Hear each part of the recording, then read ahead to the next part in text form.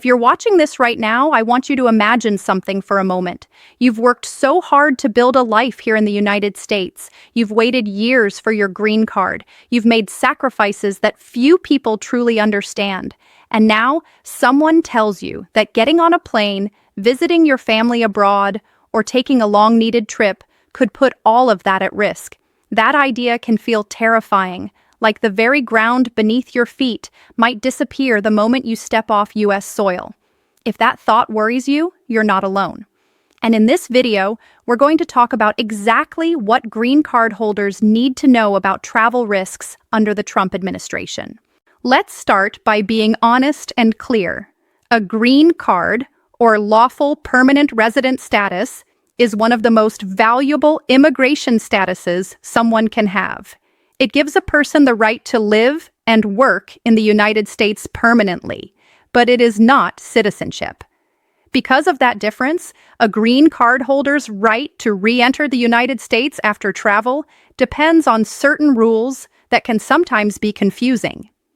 When political leaders talk about immigration, those rules can sound even more intimidating than they actually are.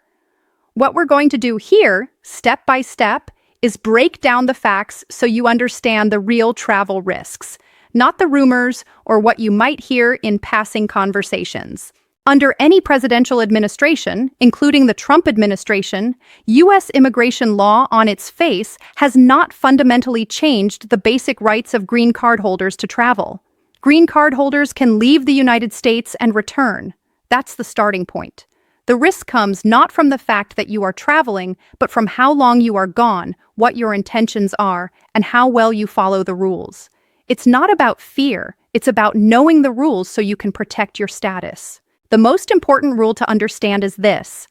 If a green card holder stays outside the U.S. for too long without taking certain steps, U.S. Customs and Border Protection officers could question whether you intended to maintain residence here. That's the heart of the risk. Immigration law assumes that green card holders are living in the United States. Travel is permitted, but the law also expects that you maintain your primary residence here. So the big question becomes, how long can you be outside the country before that assumption is challenged?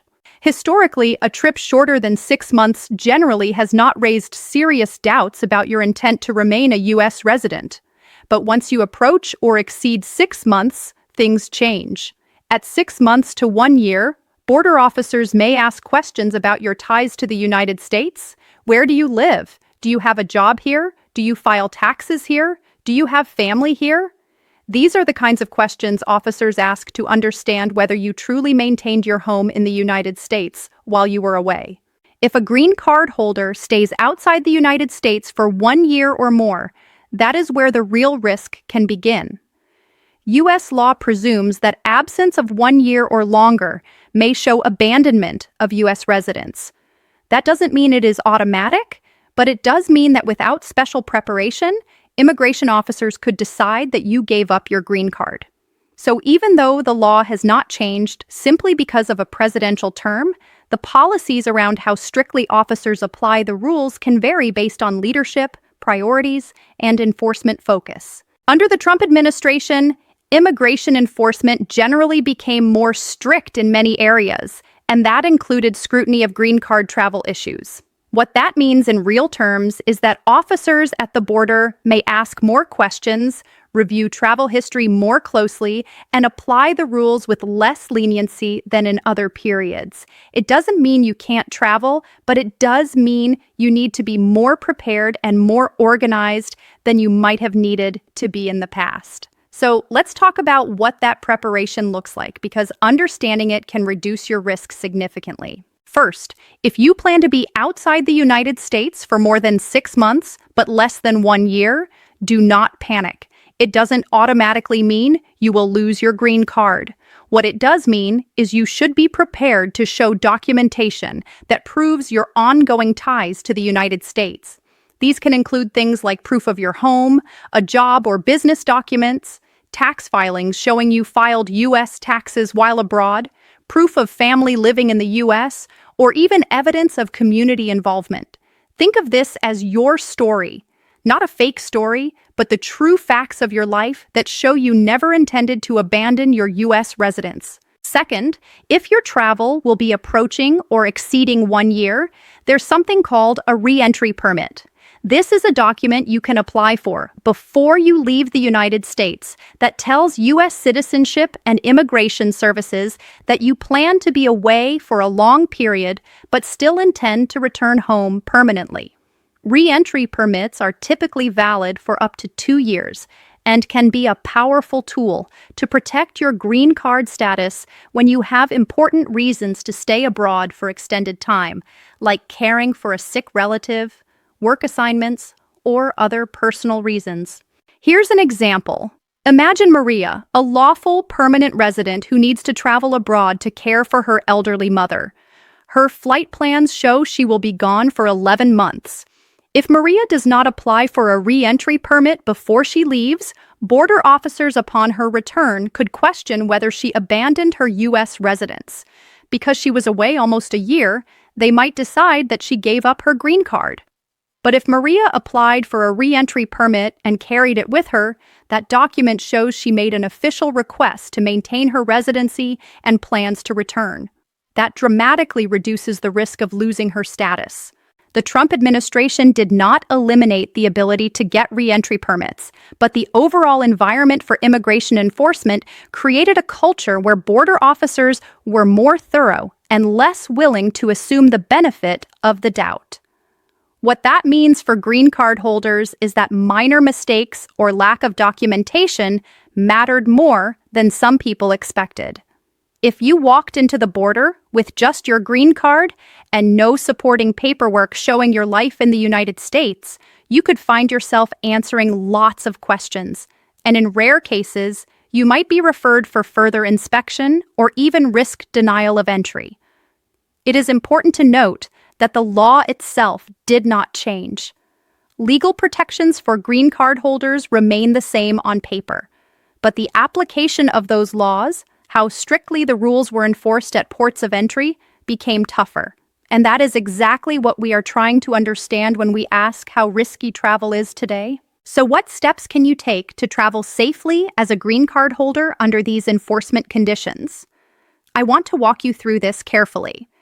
Before you travel, think about your ties to the United States. Do you have a home here? Do you file your taxes as a resident? Do you have a job, spouse, or children who live here? Gather documents if possible. You might carry copies of your U.S. lease or mortgage agreement, recent tax returns, employment letters, or even proof that you are enrolled in U.S. healthcare or school. These documents are not required for every trip, but carrying them can reassure officers that you truly have a life anchored here. Second, consider the length of your trip. If your stay abroad will be longer than 6 months, prepare yourself mentally and with documentation. Explain clearly, politely, and calmly why you are out of the country and when you plan to return.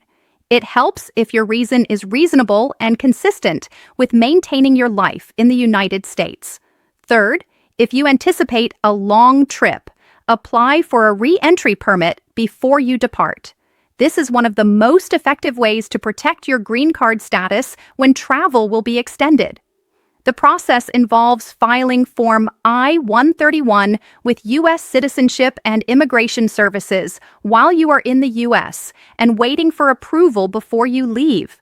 Do not skip this step if your travel will be long. Real-world examples help make this real. Let's think about Amir, who planned to stay overseas for 10 months to help with his father's medical care. Amir did not apply for a re-entry permit. When he returned to the U.S., he was asked many questions at the border. Border officers saw his passport stamps showing a long absence and asked whether he intended to return to the United States to live. Even though Amir truly had a home and job in the U.S., the lack of a re-entry permit created extra stress, delays, and a long questioning process. If Amir had prepared a re-entry permit and documentation, the process at the border would have been smoother and much less stressful. Another example is Layla, who planned a 5-month trip abroad. Layla carried copies of her employment verification letter, her lease agreement, and her latest tax return. When officers asked standard questions, she calmly showed the documents. They saw clear evidence of her U.S. residency and let her enter without further delay. The difference between Amir and Layla was not the law, it was preparation. One more factor to consider is that even though enforcement was stricter under the Trump administration, green card holders were protected by legal rights and due process. If someone is denied entry because an officer thinks they abandoned residency, that person can request a hearing before an immigration judge. That process can be complicated, stressful, and expensive, but it is a legal protection that exists regardless of who is president. The key is to avoid the situation in the first place by preparing well. Some green card holders also worry that travel will trigger scrutiny of other immigration issues, like past arrests, different visa histories, or mixed immigration status in the family. It is true that border officers may look at an individual's entire immigration history, but this does not mean you should be afraid to travel. It means you should be honest, carry documentation, and if you have complex issues, consider speaking with an immigration attorney before you leave the country. In summary, how risky is it for green card holders to travel under the Trump administration? The answer is this: travel carries risk only if you fail to understand and prepare for the rules that govern permanent resident status.